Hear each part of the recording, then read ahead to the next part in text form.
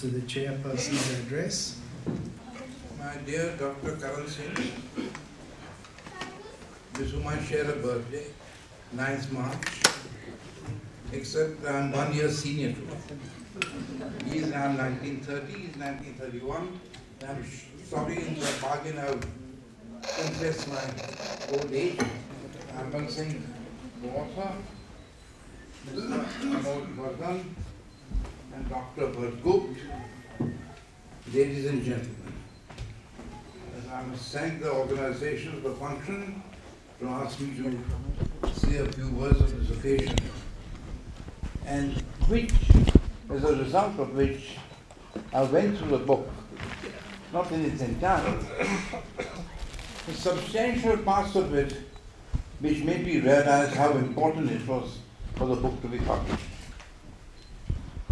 Friends, hardly a week passes without any mention or discussion about Kashmir. And the Kashmir issue is critical to our relations with Pakistan. Apart from general notions and hazy facts, general public is not aware of the historical facts surrounding the creation of the state of Jammu and Kashmir and its integration into India. What are the facts about the key players in the history of Kashmir? And one of the key players undoubtedly was, the foremost key player was the late Maharaja Hari Singh. It is necessary in every case to disentangle history from mythology and to have an account of what actually happened and not be fed on oft-repeated fables. The author has researched the subject remarkably well. He has dispelled the unfair impression that Maharaja Hari Singh fled Kashmir solely because of considerations of his personal safety. That was a very unfair impression, and that people have got because it's been constantly repeated by persons who don't know the actual facts.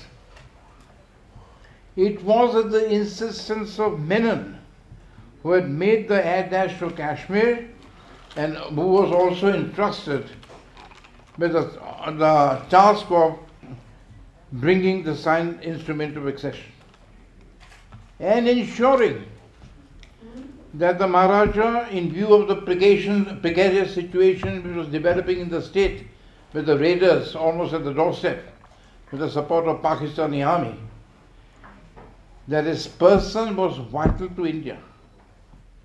And were it to fall in the hands of Pakistan, the consequences would have been catastrophic. Well, the impression that has been systematically conveyed to the outside world is that the Maharaja fled in panic with his treasure, and that has been effectively dispelled by Dr. Harban Singh? Harban Singh. Of course, we all ourselves doctor. So fashion है, doctor हो जाता है सब, laws में भी. You know, Dr. Harban Singh, at page 5, the description, possibly taken from Karan Singh's autobiography, description, when the car reached the top of Banyal Pass on the way to Jammu, is very moving. It's reproduced at page 5 of the book. And we have the picture of an anguished ruler who was the victim both of conspiracy and circumstances. The book corrects also the false impression that the Kashmir State Police forces were inadequate and did not put up any valiant resistance. This is not so.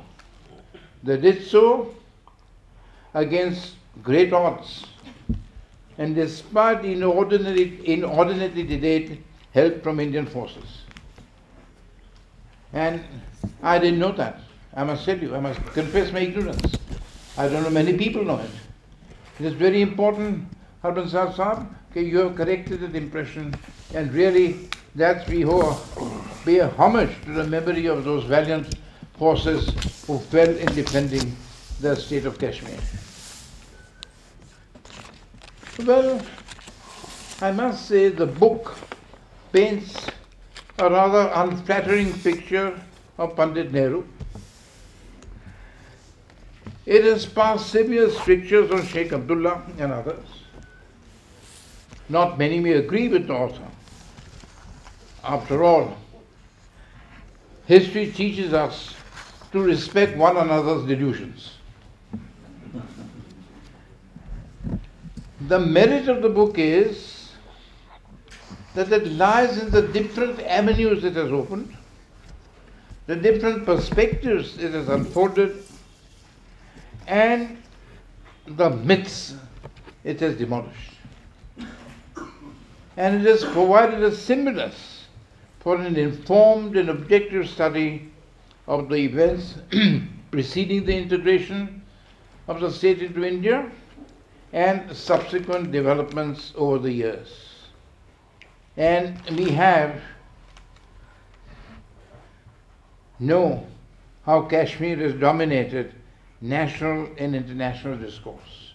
So the point I'm trying to make is that this is not a book of James Bond type, after the raiders marching, stopped at Baramulla, vandalizing the church, raping the women, the nuns, and there they come. That's all very exciting.